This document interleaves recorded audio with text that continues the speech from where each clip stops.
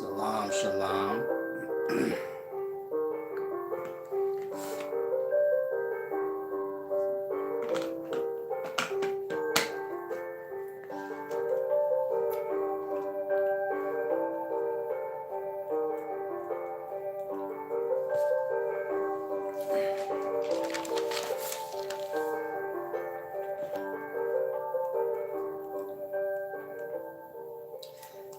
Peace and wisdom, wise solace here.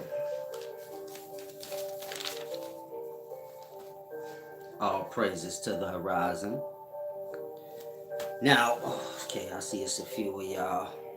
The shade of the darkness. Peace and wisdom, peace head. Miss True, Jew, Louis World. Shanna Taylor, Star Vision, Big O, and J Rob. Peace and wisdom, everyone. If y'all don't mind, give me a sound check at some point. I'm not sure if I'm speaking too low.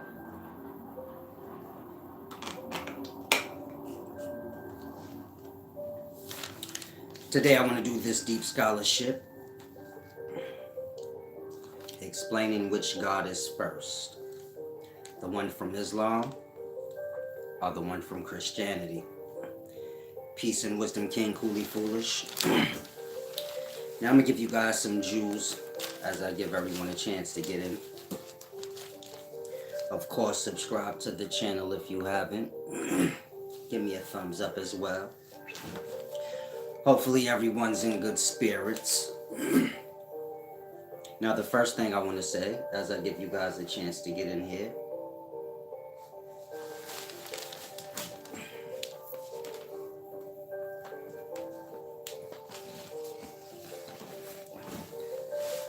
like I said, I want to give you guys a few jewels as I give everyone else a chance to get in here. And so let's start with the news.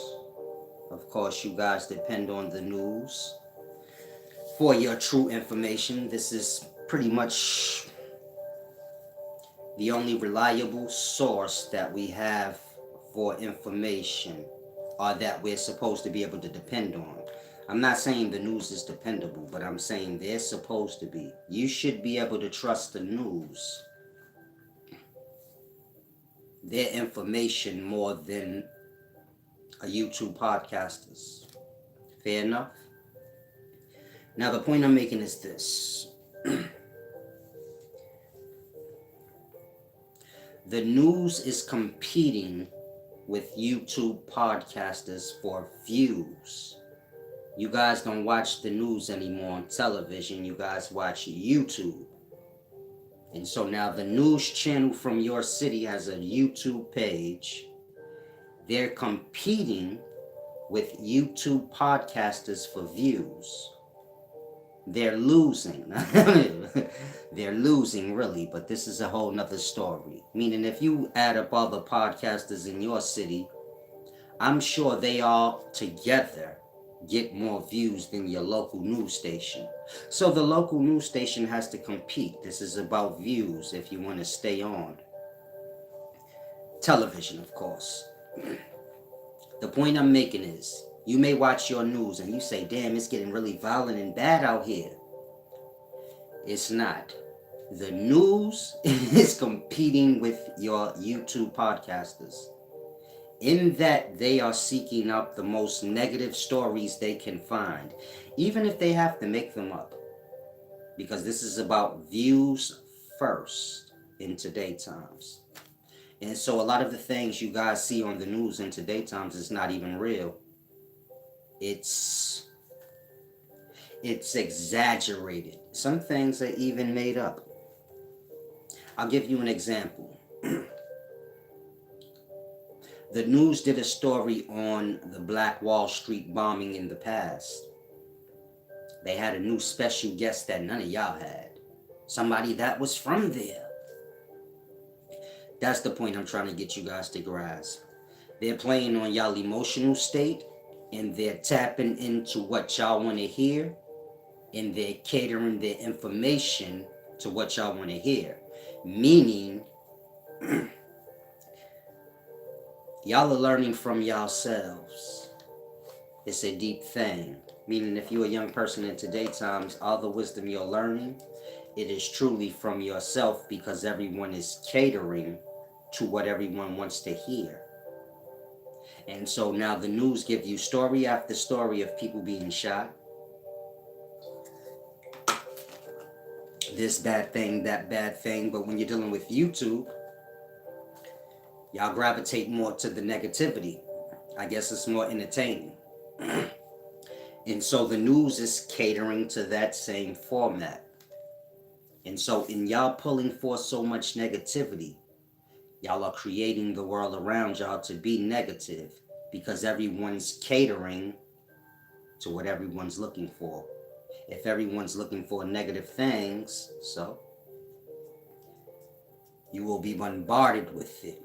So you see arguments, fighting, this thing, that thing. These are the things y'all are into. And so you're going to see everyone gravitating towards that until you guys, burn your house down, so to say. And so, if you someone that follows me, be mindful of these things. Try not to fall into the news. Try not to fall too much into YouTube. Find something that you like that's pure, and put most of your focus there. I say that because what you're interested in is the measure of self. And so you always apply wisdom to self. At the end of the day, say, what do I like to watch the most? And so if you like to watch guys online arguing things like this is a reflection of the state within. If you care, meaning if you care about how you feel emotionally, so look at what you do on the out. If you gravitate towards negative things, so grasp. It is because that's what's within. And so be mindful of these things. Now I want to give you guys another jewel. Looking down like this, it brings the countenance down, meaning it brings the spirit, the mind. The mind is the thought, the spirit is the emotional state. It brings this down to the insecurities, the fears, the low vibrations of self. Now the point I'm making is cell phones, the technology of them, of course they're used to keep you guys entertained, but more than that, they're used to make y'all put y'all heads down. This is an old science, an ancient science. This is why a lot of the elders used to say, keep your head up. If you was young, you're around my age, you may walk with your head down. Every now and then you'll always hear an elder say, man, pick your head up, man. Don't have your head hanging down like that. You get it? Like Tupac's song, keep your head up. This was a phrase in the past that we used, but this was a matter of ancient science. Meaning if your head is down too long, you will fall into your lower countenance. This is depression, many different things. And so this is why they told slaves to look down, things like that. Bring the countenance down, bring the, how can I say it? Bring the pride of self down. And so if you look at the times, that part, a lot of you guys are in your lower vibration. You don't realize it, or maybe you do.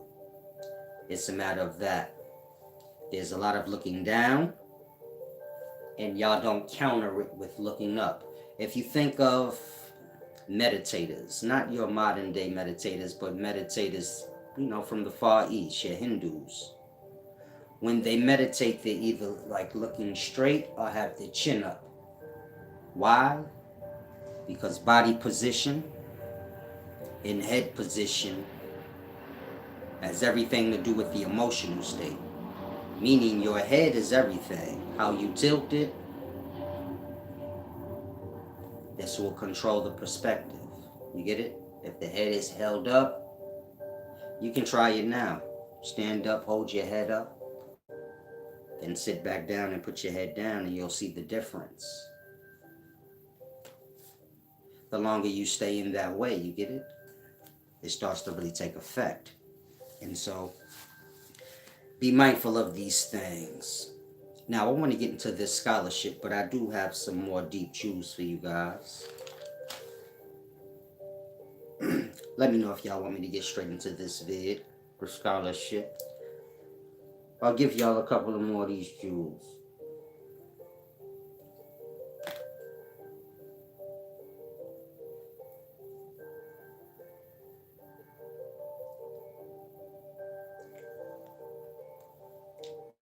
Peace and wisdom. Hopefully everyone's in good spirits for the Memorial Day weekend. I know you guys follow, the system.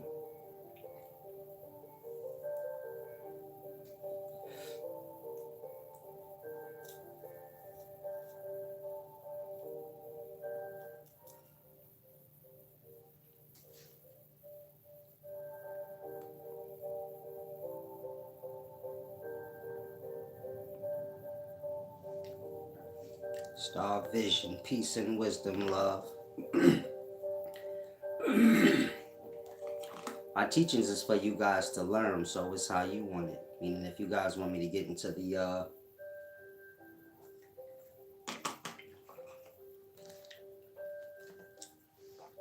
scholarship, so you have to say. If you want these jewels I've been giving you guys, if you just tapped in, I gave, some jewels about the news. I also gave some jewels about the cell phone. I was going to give you guys some jewels about storms, tornadoes, things like this. As well as, if some of you guys choose to go through your sequestration, this is a part of my teachings. Sequestering the self. For a time, of course, not forever.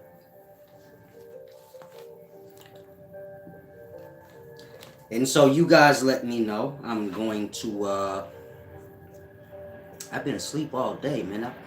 I feel pretty good. It's a deep thing. Like I said, I'm going to hit this. Give you guys a chance to answer.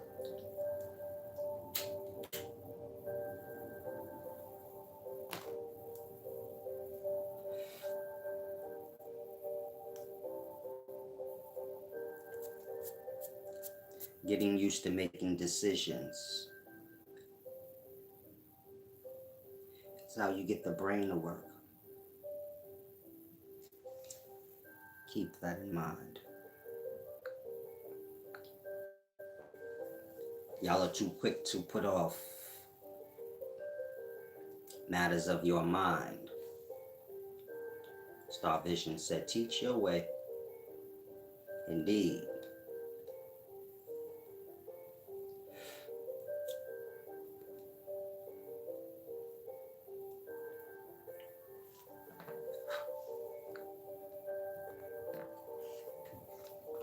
Peace and wisdom, J-Rob.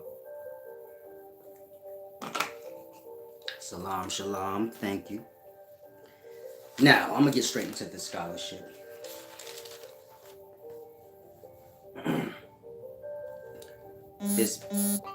This video, we're discussing which God is first. The God in Islam or the God in Christianity. Then I want to explain to you guys, hold on, let me fix this. Then I want to explain to you guys the orders of God.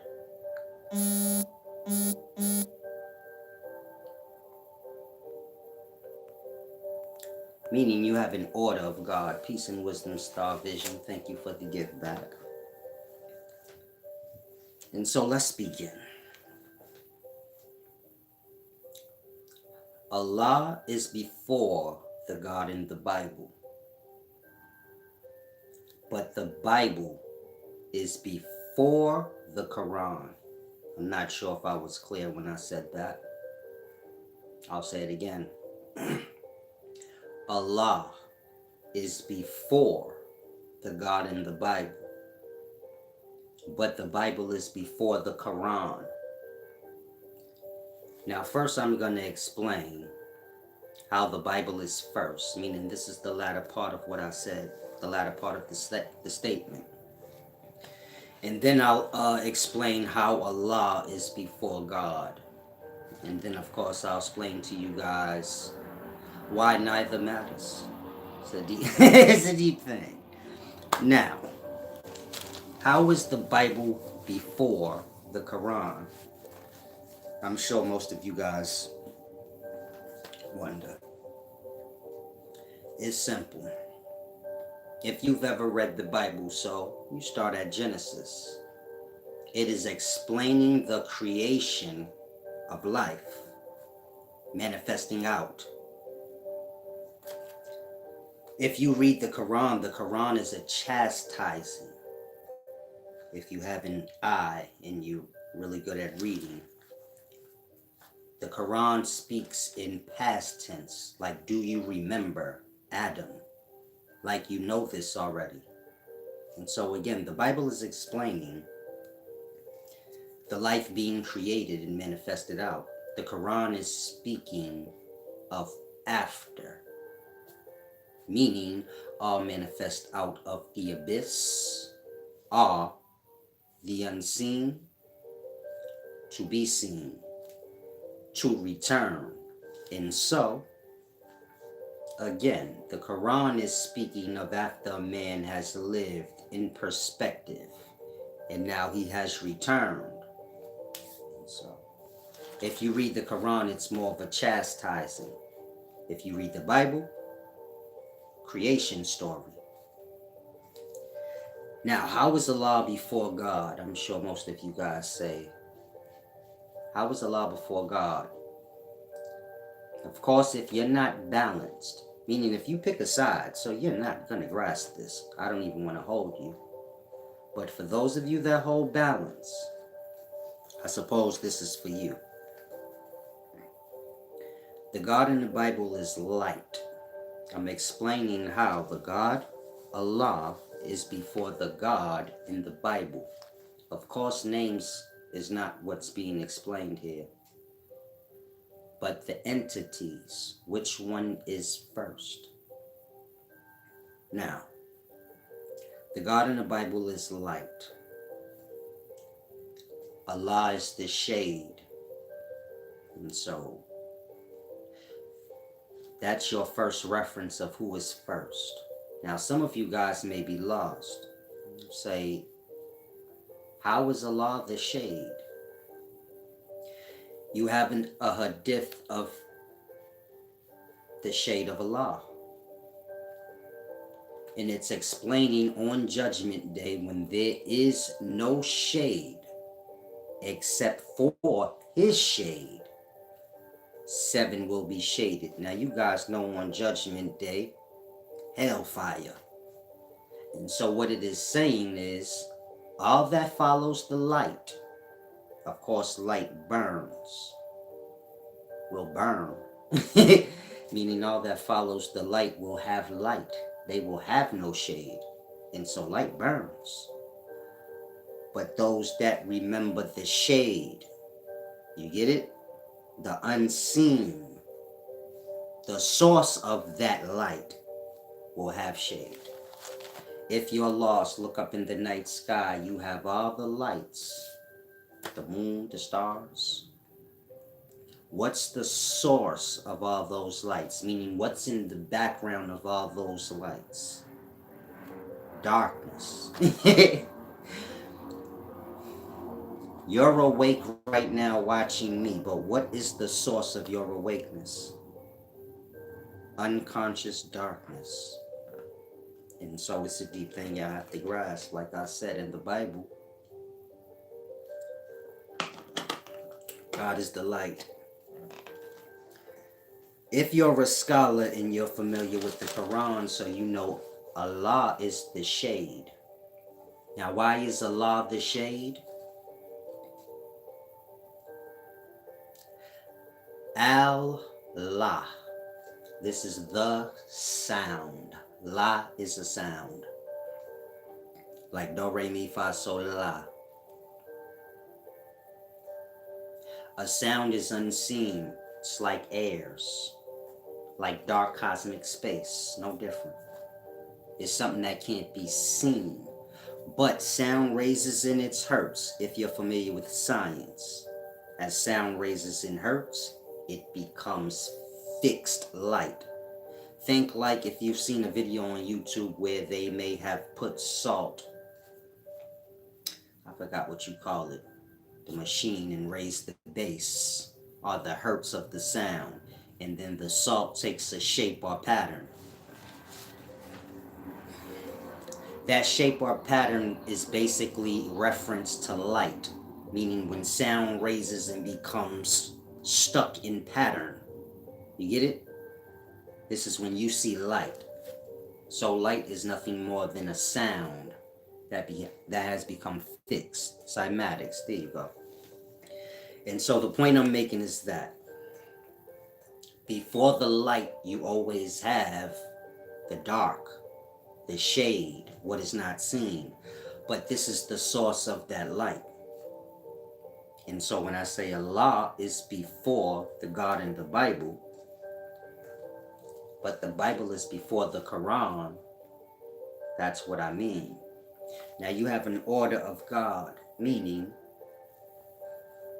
you have the light, you have the shade,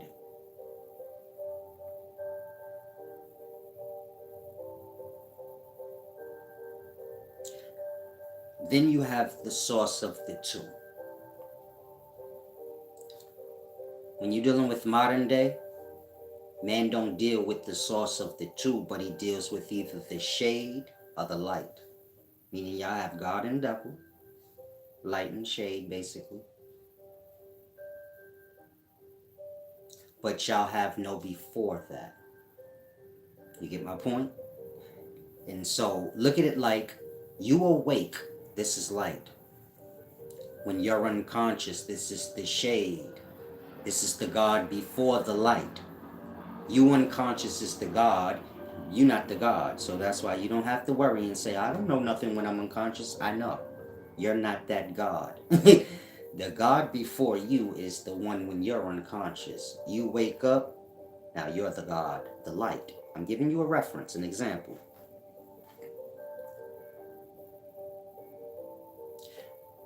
You unconscious is not the source. What is the source of all the unconsciousness? Meaning what pulls all of us into unconsciousness? This not being the unconsciousness, this is just where we're pulled. Like that.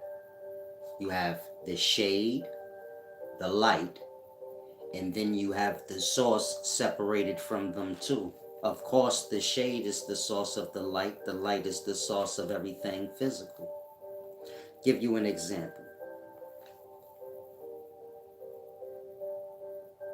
You have a flower. So this is man.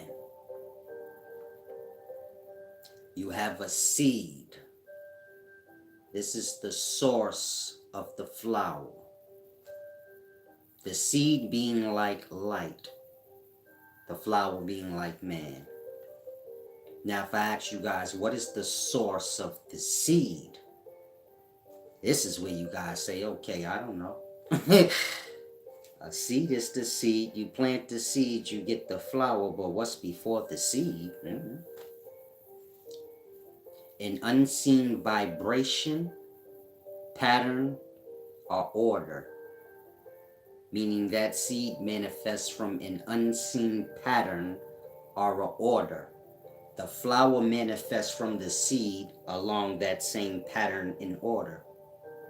The seed is the source of the flower. The unseen vibration or pattern that becomes the seed is the shade or the source of the two. Now, this is where it's deep. What is the source of the unseen vibration? Meaning what power comes through silence and stillness and burst out as pattern. You get it? Like what burst out as this vibration, becoming seed and flower from the other side. This is your order of God. Are you guys following? If so, let me know. This is deep philosophy for minds on a certain level that understand the concept of God, Satan, all of these things go back to the mind space.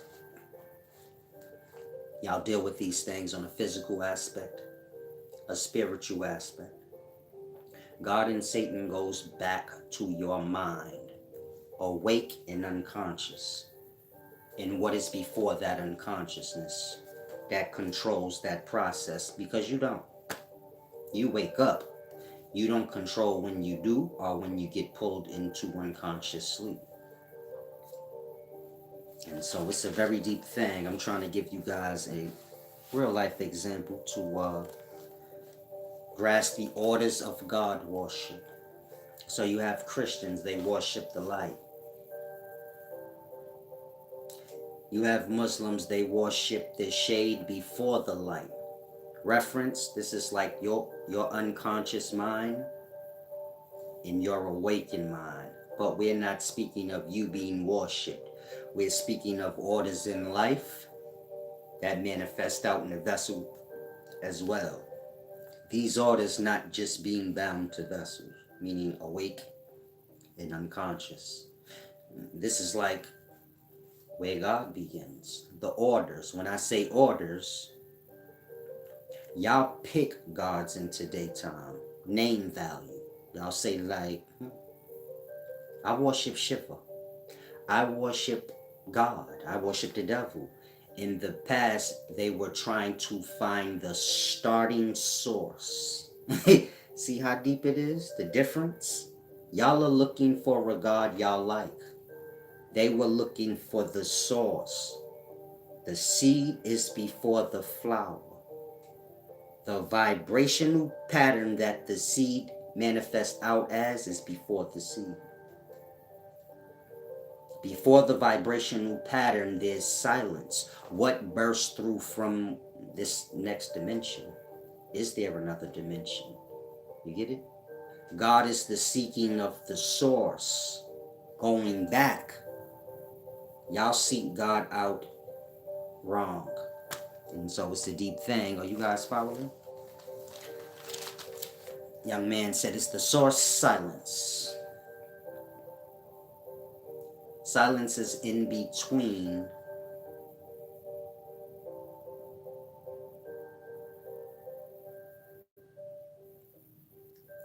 the source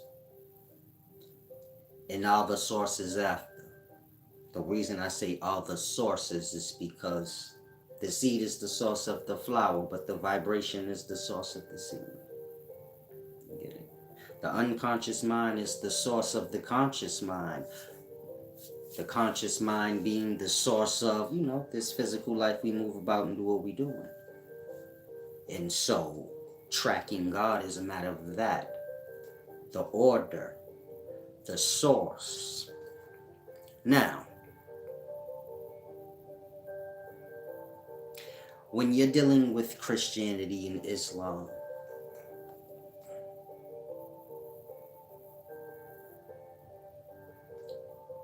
Christians worship the light. Muslims worship the shade. This is like the word or the sound before the light. Of course, before the word, you have the source mind that this word is separating from. And so you both worship Satan, or what we would term in today's times as the adversary, what leaves and manifests out. Now, God and devil doesn't matter, as you can clearly see from the orders. One thing is manifesting out into another. So, this is for kids, God and devil. But so, God and devil is deeper than the way you guys have it in good and bad. Look at it like this. The devil is responsible for all the physical life you have. run around acting a damn fool. Whatever you want. It doesn't matter.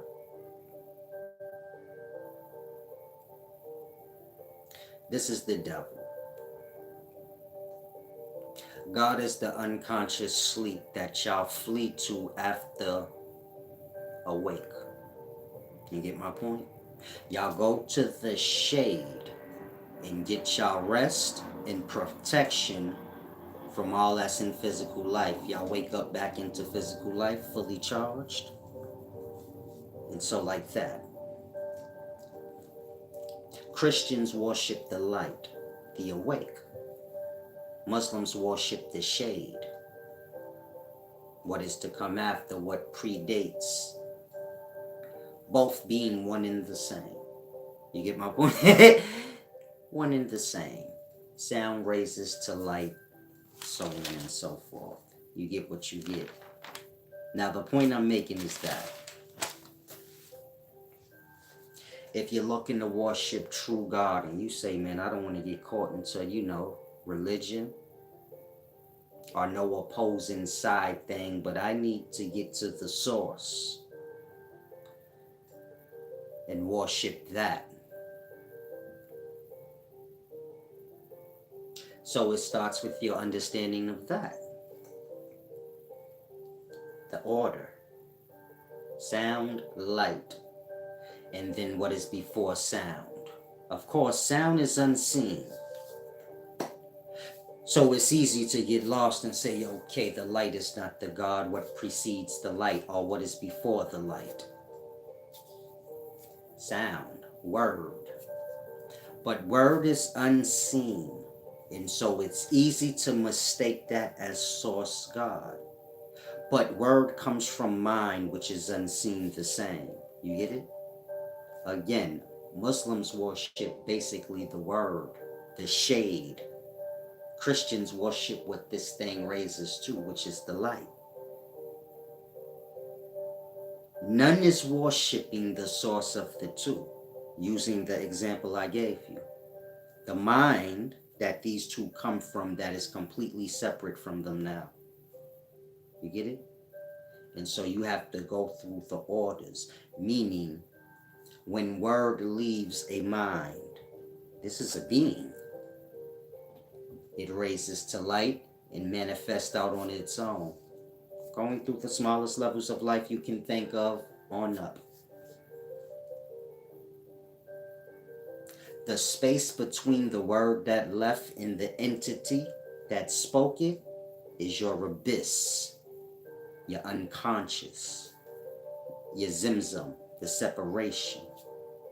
And so all is lost in the abyss, in the manifesting out.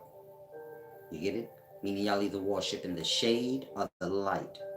Whether you somebody that say, I worship the devil, still the shade. You get it? Those that worship the light view the shade as the devil. Those that worship the shade view the light as the devil. But these is just words. And so get my point. You have to go back before that. Now, when you're dealing with the Kabbalah teachings, I'm not sure how many of you guys are familiar with the Kabbalah teachings. It's the oral teachings. It's the source of your Judaism and Christianity. I guess you can say it's the source of all of your religions. It's like the Meduneda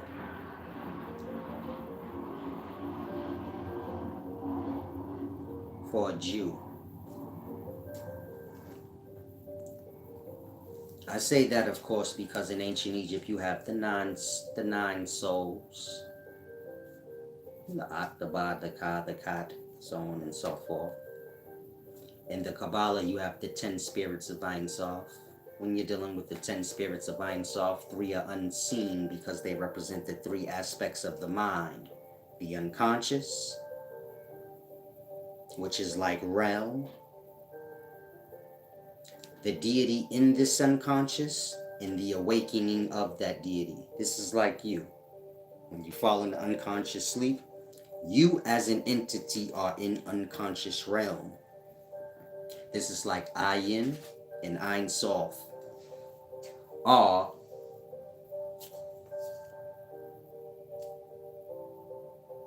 this is basically the trinity of the mind. The unconscious space, the entity in that space, and then that entity awakening. This is like light. Ayin, Ein Sof, and then the Or, which is light. And so, like I said, when you're dealing with the Sephirat, or the 10 spirits of Ein Sof, 3 are unseen because they represent the mind space. And so all you have left is 7. And so, I'm sorry, I said that wrong. One of the Sephirat represent the unseen mind space. And so you have the 9 Sephirat left that come together to create the divine you. The YHWH is pronounced you, the divine substance, the source, our beginning, the foundation of our physical life. And so, of course, if you look up semen, you'll see it consists of 9 different substances. Let me see if I have an image in my phone. Just look up what does semen consist of. It has 9 different substances. And it's deep because when you get to the, I forgot what it's called. I'll post it in the comment when I'm done with this video, but even one of the substances that semen consists, there's 9 different types of that one substance. So it's cold-blooded. But the point I'm making is this. The Kabbalah, the ancient Egyptian teachings of the 9 parts of the soul, of course, this is in your Book of the Dead. It's the same teachings. Now, when you're dealing with the Kabbalah, this goes back the farthest in terms of finding the true source. How I was explaining to you guys the orders of God, and how hopefully if you're a Christian or a Muslim, you're not getting I know you guys have competitions with each other. My God's right, yours is wrong. Like I always say, God is within. And so you guys have the aspects of God within, the unconscious, the awakened state. You get it? But God is the force before both of that. Meaning unconsciousness and awaken is a matter of you. But what pulls you into that unconsciousness is separated from self, but you don't know where. It's for any of us. If I say, what is the source or the force that pulls you into a sleep? What makes you like get to where you can't fight it? What is that? When you in that abyss and unconscious and don't even know you exist, sleeping, what pushes you out? Like what lets you go out of it? Most of y'all will say, I don't know. I don't know that source. Like that. So this is what seeking God was in the past, trying to find or at least acknowledge that separated, part of God. Now I want to read a scholarship. I done skipped along and forgot to give you guys some scholarship.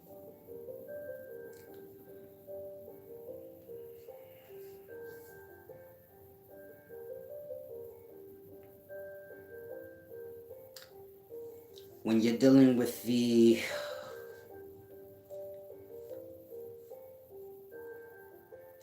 An-Nur-Surah, chapter 24, verse 35. It's called the verse of light. I'm going to read it. This is to show you guys that Allah is the shade before the light. Of course, you guys already know Christianity refers to God as the light. You can look up 1 John chapter 1, verse 5. 1 John chapter 1, verse 5, for your reference that God is the light. But I don't figure none of you guys will disagree with that in terms of Christianity. But in Islam, so you guys may say, I never knew that in Islam Allah was the shade. Of course, you have the 7 who will be shaded by Allah. But I want to read this other verse. This is the verse of light. Some of you guys may say, no, it's the verse of light that says Allah is the light. You have to remember the source of the light, which is the shade, is referred to as the true light. Why? It's the source of the light. Just like the dark sky and you see all the stars and the moon, and you get it? They wouldn't be there had it not for that dark space. It's their source. That is light. You get it? It's like word, unseen, raising in hertz. This is raising in sound. True light. That light is that word, raised to its pinnacle. That unseen darkness is like, it is that light raised to its pinnacle. You get it? Now I'm going to read this verse. It says, Allah is the light of the heavens and the earth. Now this is a translation. You always have to remember, translations may have little things a little messed up. But I'm going to read it anyway so you guys grasp. Of course, this verse is to help you guys grasp that Allah is the shade before the light. Allah is the light of the heavens and the earth. This is like I said, you have dark space, you have the light of the heavens, all the lights of the earth. That's like us, animals, light, a mind that is awakened. You have all the lights of the heaven and all the lights of the earth. It says Allah is the light of the heavens and the earth. To say all the lights you see, the dark space that they're all consumed in, that's what it's saying Allah is. It's not a saying Allah is the lights in the heavens and the earth. That's multiple. Which one? It's not saying none of those lights.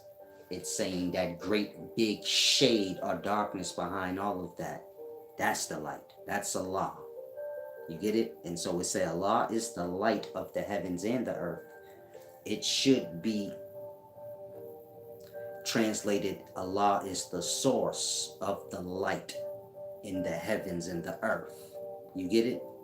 The example of his light. Now it's explaining the example of Allah's light because, of course, if I tell you guys, hey, the darkness behind all those lights in the night sky is Allah, well, then that would mean Allah's darkness. And so if that darkness is the true light, well, then I suppose we don't know what that look like. That's the light we can't see. And so this is why the verse goes into the example of his light. Why would it do that? It say Allah is the light of the heavens and the earth. You know what those lights look like. You don't need an example. That part is giving you an example because it's not speaking of those lights. It's speaking of the source behind those lights, which is the shade, or what y'all call dark cosmic space. The source. Like your unconscious mind. It's just like cosmic space. When you awaken, it's like a star or a light blossoming out of that darkness. Now it says Allah is the light of the heavens and the earth. The example of his light is like a niche within which is a lamp. The lamp is within glass. The glass as if it were a pearly white star. As I'm reading this, I want you to think of semen and how it has that pearly, weird texture. You get it? Like a pearl, like match, merged color. Think semen. A lot of you guys will say, why is Allah explaining himself like semen? Allah's not saying he's semen. He's saying the example of his light. It's not like the lights in the sky, but the light in you. You get it? Meaning whether you're a man or a woman, you started off as that substance we call semen. If you look at that substance, it's like a pearly white, meaning it's like mixed colored, but white. It's like light upon light upon light until you get a substance. You get it? And so he's saying, you will never see me, but if you want to know what my light is like, that. And so, of course, when a man ejaculates, this is coming from the dark mind space of himself. Of course, the substances is being produced out the prostate and so on and so forth, but this is all starting up here. And so it says, the example of his light, speaking of Allah, is like a niche within which is a lamp. The lamp is within glass. Semen looks like glass. The glass as if it were a pearly white star, lit from the oil, semen's like oil, of a blessed olive tree, neither of the east nor of the west, whose oil would almost glow, even if untouched by fire. Thank semen. It says, neither of the east nor of the west, whose oil would almost glow, even if untouched. It's giving you a lot of references to describe what his light is like. If you can't see his semen, which is the source of all men and women, there's something wrong with you. It says, neither of the east nor of the west, whose oil would almost glow, even if untouched by fire. Light upon light. Like I just said, semen looked like light. If a bunch of light was just smashed together till you get substance, like lightning, raindrop. You get it? Thunder, lightning, raindrop. Sound or shade before the light, and then the divine substance from that. It says Allah guides to his light whom he wills, and Allah presents examples for the people, and Allah is knowing of all things. Again, Allah guides to his light. What did I just say Allah's light is? That substance. That substance manifests out as person, having all the smaller life within it that would have been dead. This is your sperm cells. There's billions of sperm cells in the semen. Of course, those them sperm would have been dead. And so, it says Allah guides to his light whom he wills. Meaning all of y'all have physical life. Y'all started as that substance, but it wasn't y'all own doing.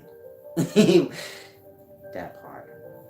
And so, that's just an example to show you that Allah is the shade. But this shade is not light. It's the source of the light. The light being a lesser rendition of what is not seen. Now, if you lost and you say, man, I don't see how Jesus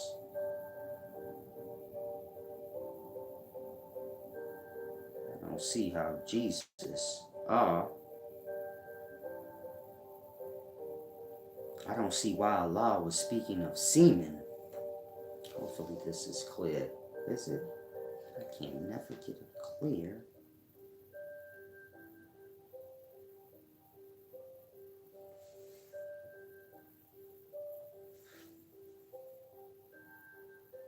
In any event, go to my community section. I have that image up there.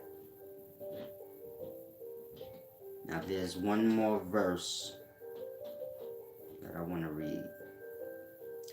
And that's the 7 on the 7 that will be shaded. This is just another reference for any of you guys that's Muslim. You might say, I didn't know Allah was the shade. I'm just giving y'all all the references y'all need. Dick Jones said, I get it. Shade is like an unaccountable area. Light to me is like a shadow that gives definition to light. If we were standing in the sun and looked towards the ground, holding shape or form. Peace and wisdom, champ. in today's times, I know having an opinion and things like that is cool, but when you're dealing with these ancient texts, they were meant to be grasped a specific way, how they intended, not how you want to. And so when you're dealing with the sacred, this is why they say you have to be humble, no ego in your ways when you're dealing with these things. Because in today's times, y'all have this weird thing. Focus on what was said. It's simple. You got the shade and then you got the light. This is science. This is not my analogy, like, okay, my opinion is word. No. In science, this is how y'all get lost. Y'all don't know nothing real schoolwork stuff to apply to it. So y'all don't see how deep what I'm saying is, because you don't know science. So you like, if you go to science, what I said hold merit. Sound raises in hertz, becoming light, then substance. This is like quarks becoming proton, neutrons, electrons, then atoms. This is like light. After atom is molecule, this is substance. This is like thunder, lightning, rain. Meaning science is explaining real life that y'all physically see. The ancient text is explaining the same thing on a deeper level. Of course, science is curriculum. The ancient text is explaining it in a deep way. I don't know how to explain it, but try not to get lost. Meaning y'all can make up y'all own things on y'all own things.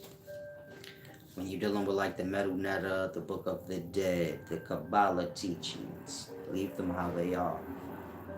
Grasp them how they are. So, hopefully you don't take offense. Now, it says when you're dealing with, the 7 who will be shaded on Judgment Day, it says, there are 7 whom Allah will shade in His shade on the day when there is no shade except His shade. Now, a lot of you guys say, I don't understand that. Like I said, you have unconscious. This is the void, the darkness of self. The shade. Y'all are safe there. Y'all get y'all charge of life there. Y'all good. On Judgment Day, of course, this is your hellfire time. This is a matter of worshiping the light or the shade. All who worships the light. So you will have the light and you will burn. Because that's what light does. And so 7 will be shaded. You get it? Look at physical life. All y'all gonna be awake at the end of, at Judgment Day. Somebody will be asleep. Wake up all y'all burnt up and dead. They don't know what happened. Think physical life. There's a big fight in the neighborhood. Somebody was knocked out. They wake up. They don't know what happened. They was shaded from it. You got to tell them, like, man, while you was asleep, you ain't gonna believe it. Everybody got killed.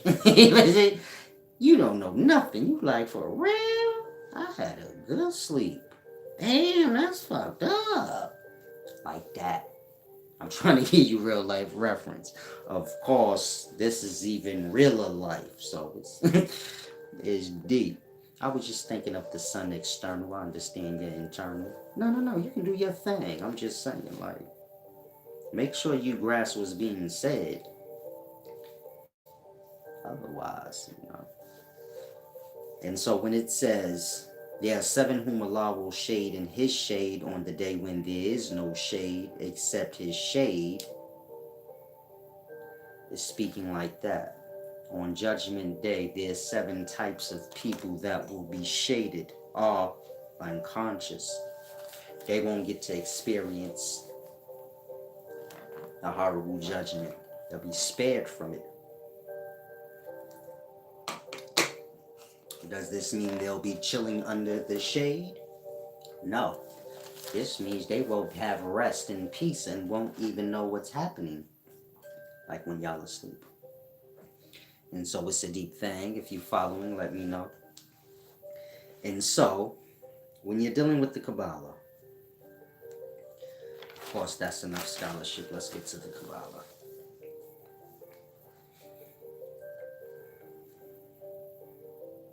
You have Ayin, Ein Sof, and Or Ein Sof. This is your trinity. Of course, this is dealing with the mind. Of course, you have three parts of your mind: the unconscious, the dream state, and the awakened state and physical. So you have those three aspects of your mind. This started from the beginnings before the vessel. So, in the Kabbalah teachings, you have Ayin, like Ayin mi yesh. Ayin means nothing. Yesh means something. This is where you get like Yeshua. But the yesh it is speaking of is, like I said, when the Sephirat, the 10 Sephirat, are merged, you get the substance. Light, substance. Thunder, lightning, rain. You get it? Always remember that. That was always the orders of manifestation. Meaning in physical life, you will hear the thunder. Maybe you won't. You will see the lightning. Maybe you won't. You will feel the rain. All three are one. Just sound raising in its hertz. Becoming more and more physical. And so you have Ayin, Ein Sof, and Or. This is dealing with the mind space of the self. This is the trinity. Now, Ayin is just realm, meaning Ayin means nothing, but this is like dark space or nothingness. Ein Sof is the entity in this nothingness, like how the Bible says, in the beginning, the Spirit of God was basically in nothing. Hovering over the face of the waters in the voided abyss, you get nothing. Like you, when you're in unconscious sleep, just hovering in nowhere, you exist. This is not a lie. But you're like nowhere. This is you sleep. In the beginning, the Spirit of God's just sleeping in no fucking where. You get it? Like that.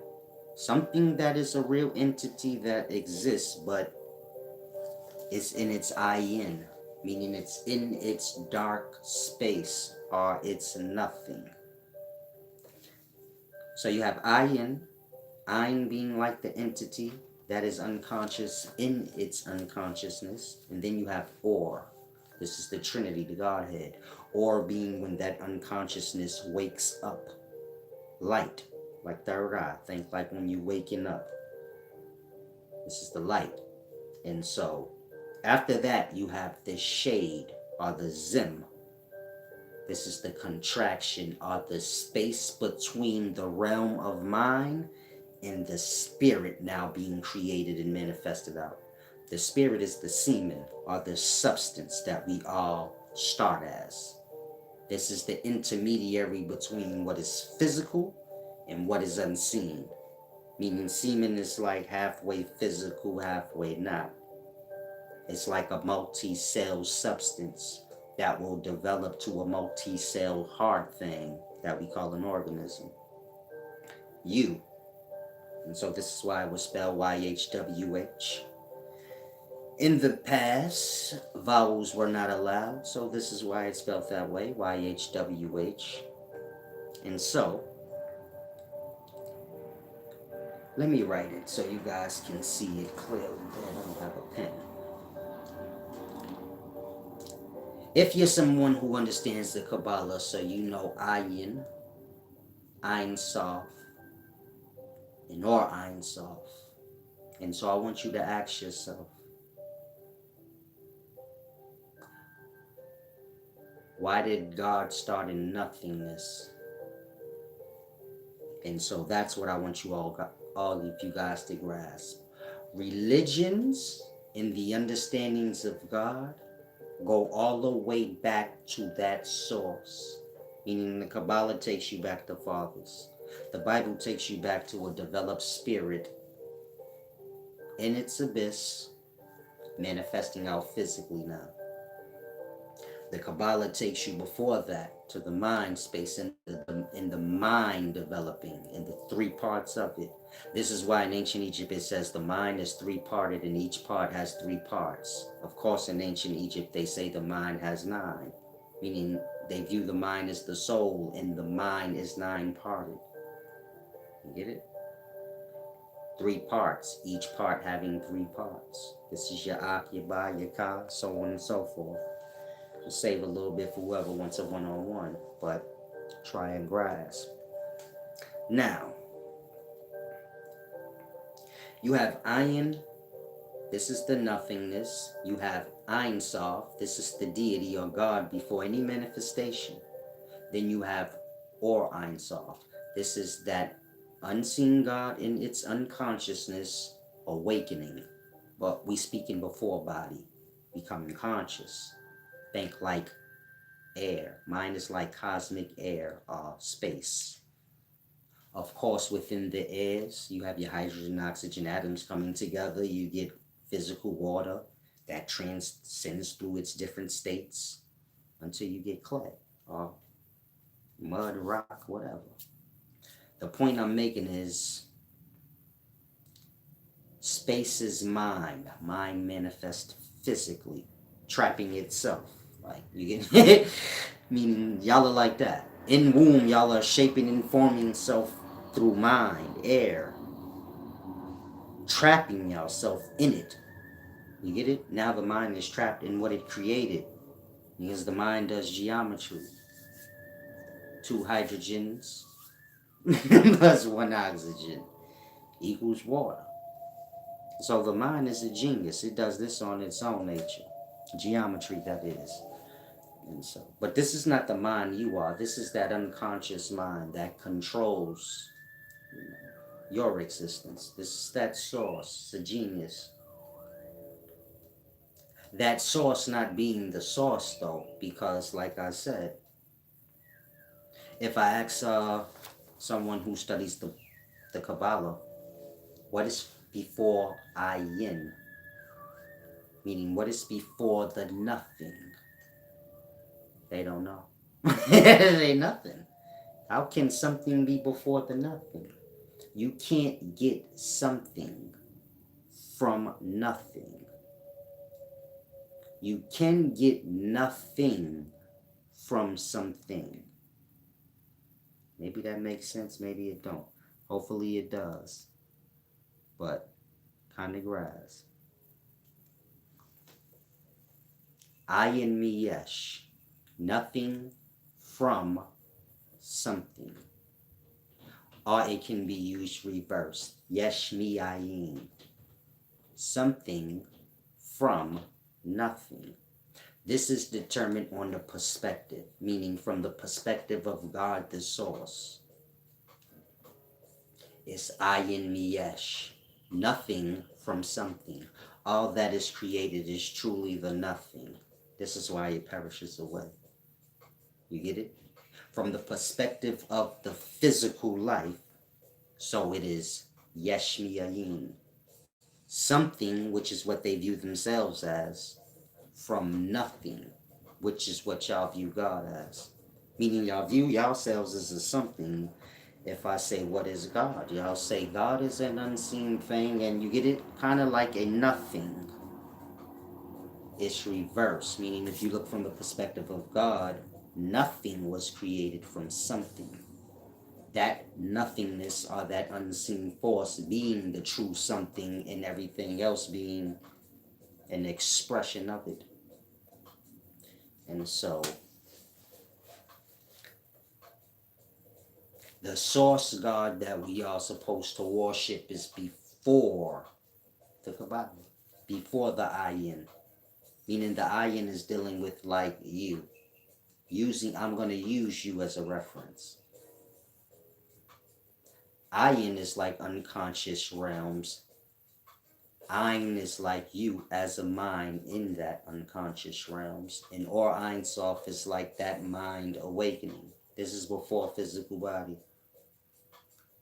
But you are not the source. whether unconscious or awake.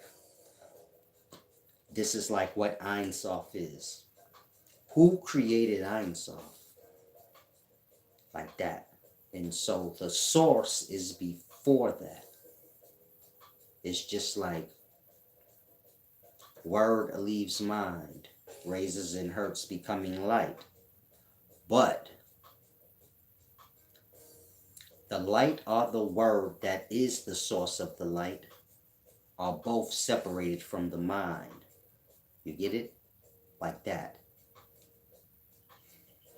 The word would be like Ein Sof in his ayin. Nothing, you can't see it. Or Ein would be like that word raising to light. Before that, you have this being that this is coming from, the source of the two. That's God, but that's before the ayin. So God is like that. When does the shades stop? Because after ayin, Ein Sof, or Ein Sof, you have a shade. It's called a zimzum. After that, you have your 10 Sephirat. Then you have your yesh, or your you, your YHWH, or your yesh, your substance. Then you have your physical body afterwards, your malkuth. The point I'm making it is it moves in this order. The ayin is like the shade. The Ein Sof, the ayin is like the shade. The Ein Sof is like the word, meaning the deity within the unconsciousness is unseen as well. The same way word is unseen just like mind, but word is separated from mind. Word is separated from its source, but it still has the same description. The light doesn't. You get it? You can always get the word and the true source confused because of the same description, meaning unseen. Like that. The light, you get it? Separated from them both, but the word and the light is one. It's the other unseen source that they're both coming from. And so it's like that. Ayin is like the shade. Ein Sof is like the word. Or Ein Sof is like the light. Then you have the shade again. So you have shade, word, or sound, light. Shade, words, the Sephirat would be like words. Multiple. Then you have the true light, which would be the yesh, or the YHWH, the you, the substance. Like when I read the hadith explaining the description of the light of Allah. And I was explaining, see how it's like semen? That. YHWH are the true light, are the you, that semen, that substance, that's the true light. That don't have nothing to do with the light y'all see, but the source that y'all don't, which is before every aspect of God y'all have, every order. Of course, Christians worship the light, Muslims worship the shade, but the true source is way far before that. And so, that's what my teachings explains. It's a deep thing. Hopefully you guys grasp. And so, like I said, this is what my teachings explains, you know. The Trinity and what we must fulfill. Meaning, you have the Trinity. If you want to use the Kabbalah reference, you have Ayin, Ein Sof, and Or. This is like you as unconscious mind in your nothing space, and you awakening. Of course, you awake, you are the God over the physical. When you're in unconsciousness, Source God is in control. This is where you get your charge to be God again over the physical when you wake back up in the morning. And so,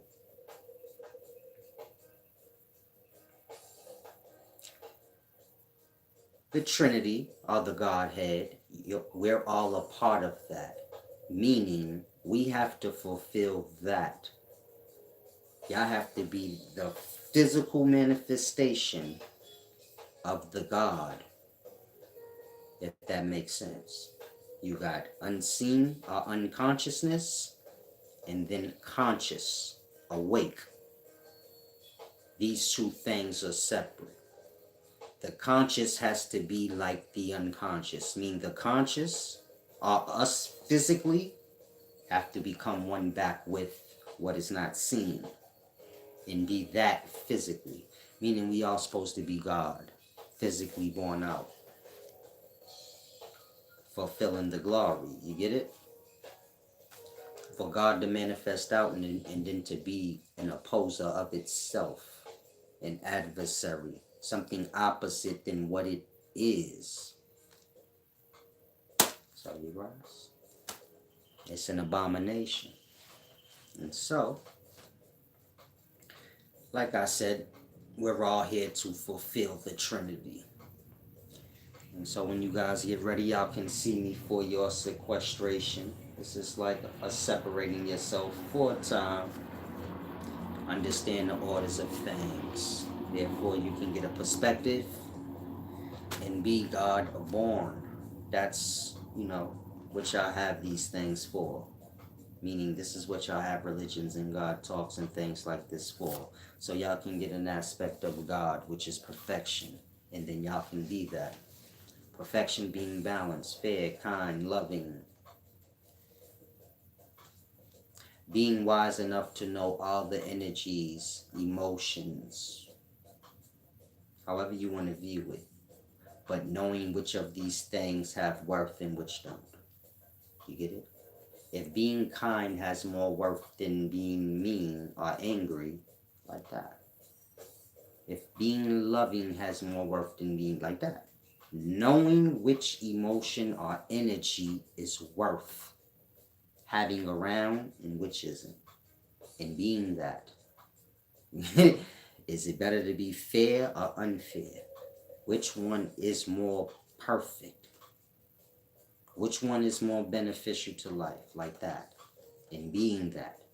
Being whatever y'all say God is. You say God is perfect and loving and kind. There you go. You are part of that Trinity. You got the Father, the Son. That's to say you got the unseen source.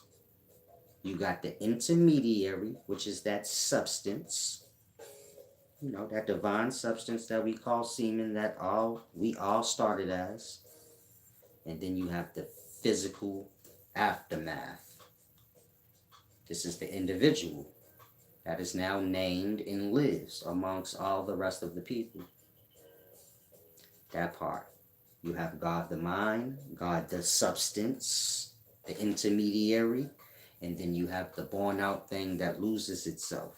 It forgets it's a part of this order. You are the birthing out of all that divine shit that got to here. If you wondering, damn, how the fuck did life come out? That shit powerful. You're a part of it. You just not fulfilling your end of the bargain. And so, see why solace for this deep knowledge whenever you're ready, like I said. Subscribe to the channel. Give me a thumbs up if you haven't. If you want to give back, of course, I believe in balance. As I just said, fairness is everything. You can do so at paypal.me/SolaceSolari or cash.app/$ the real Solace. You can visit my website. I have t-shirts, feather up hoodies. This is my own personal one, but you can go to the website, check out, the merch, t-shirts. Of course, I have the feather up ones. Grasp is a deep thing. You can also get one-on-one. You can get one-on-one consultation on certain scholarships. Meaning I deal with scholarship, ancient writings that you guys may can't understand. I understand them all. So if you have a certain ancient writing that have to do with a certain practice that you follow, you can bring the writing to me, get yourself a one-on-one.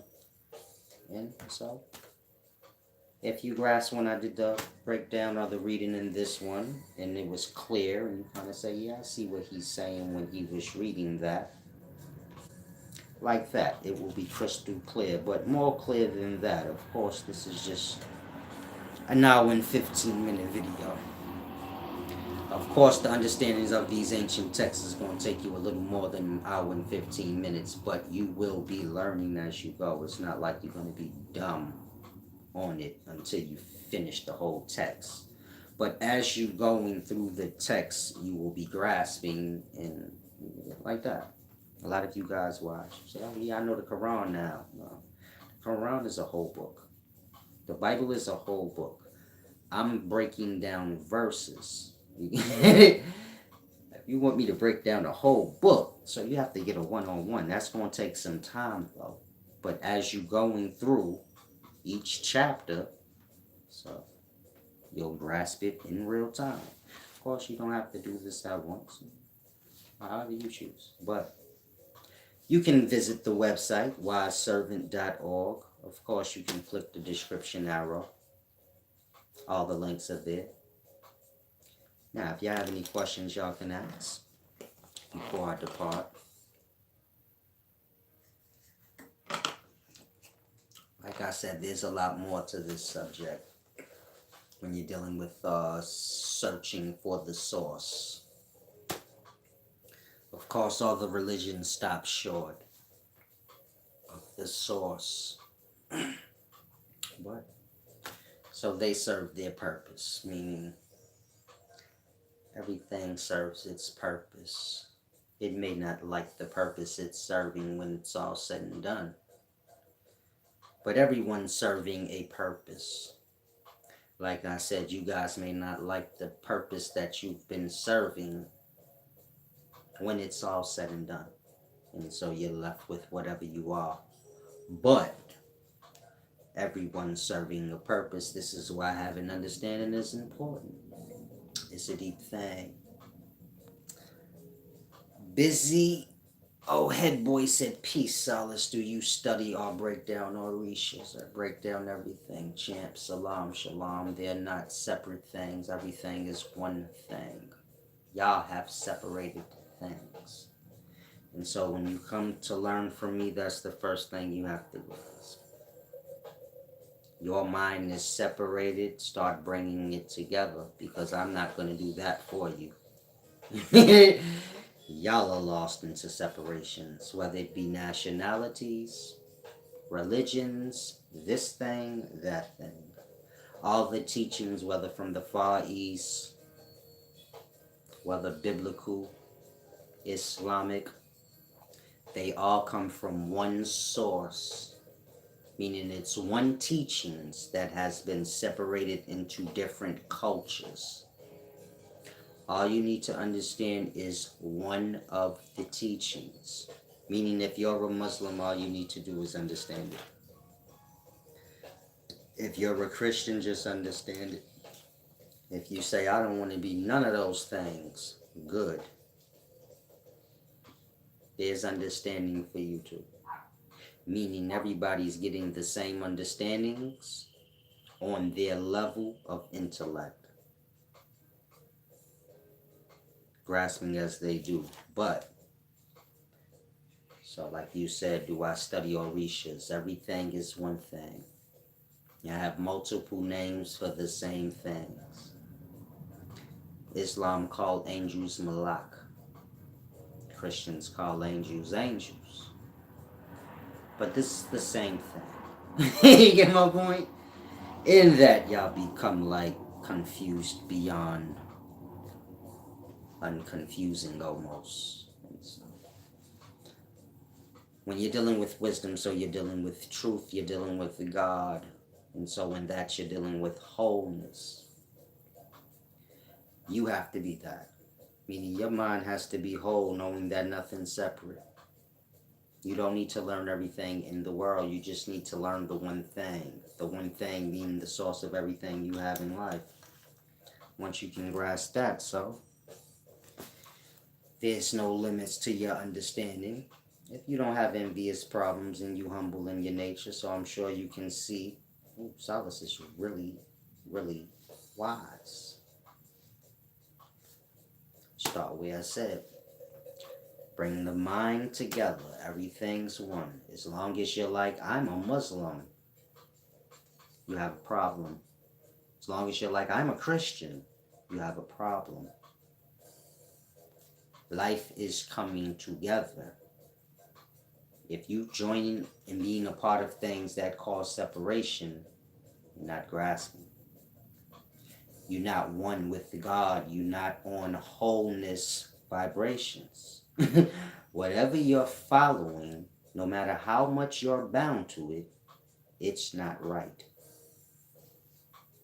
And so if you're a Christian or a Muslim, keep that in mind. You are holding up separation. There's no one else to blame. Y'all align yourselves with these separations, creating them. So no one has to say, man, I don't like how life is. Man, it's all racist.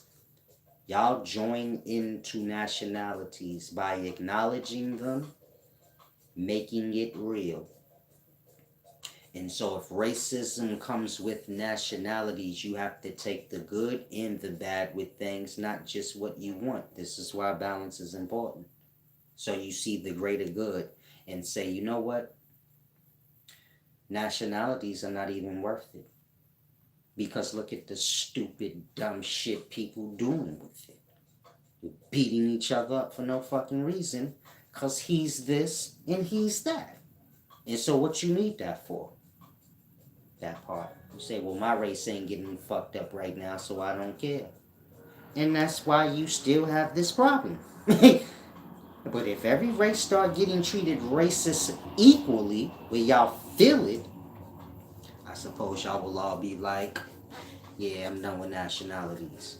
And so for all the races, whether you talking about the blacks that was treated unfairly during their racist times, getting hosed down and shit, all the way up into now where you see Chinese motherfuckers getting beat up for no reason. I denounce nationality for their sake. The fuck am I claiming nationality for? And I see what y'all doing with this race, with race. Y'all making this some other shit. It ain't bringing y'all together.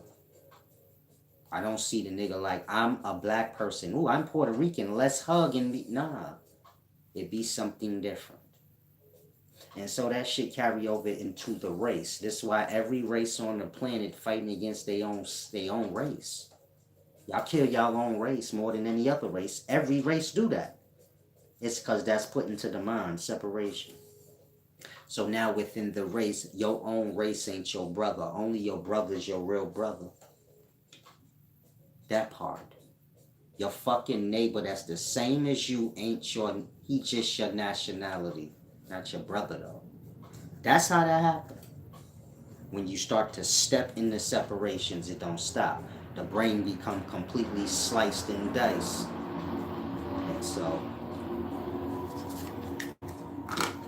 I don't support nationalities. When y'all get to talking to me, talking about why Solace, you wearing oppressors clothes. You wearing white homosexual. I don't clock in on nationality. In no way. Meaning I don't just say it for the fun of the moment. Any aspect you can think of, I don't deal with nationality. Meaning I'm not upholding anything that has to do with racism. So if you say like, oh, I'm boycotting white people. Whatever you boycotting them from, just handle your fucking business. You get it? Whatever white person pissed you off that you scared to just fuck them up, do that. Fuck you dragging the whole races into it, because none of us care. I'm on real time. That's what life is about. The fucking coward go get and drag everybody else into hell. Because he just too fucking coward to stand up and take his ass whooping or give it. And so, we all people. Y'all need to get that shit through y'all fucking brain. Poor motherfuckers live by color. Rich people don't.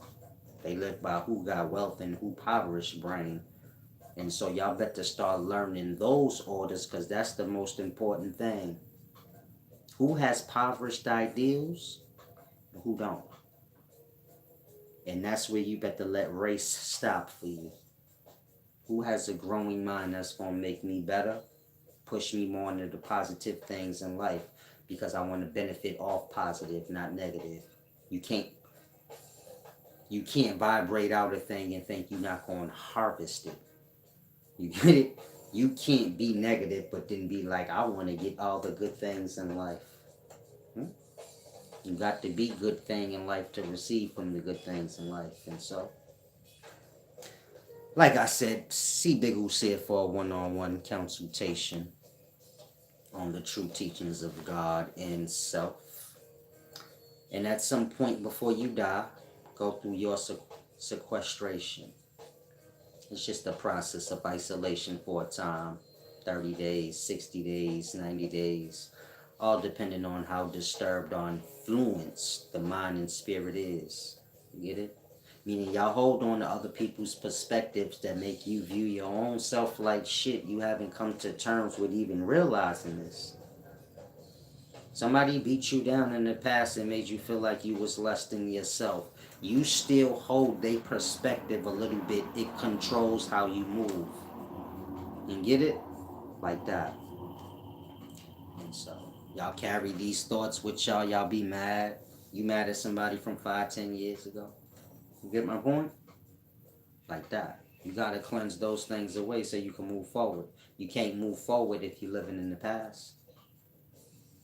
So, life is about that. Meaning life, which you are, moves forward.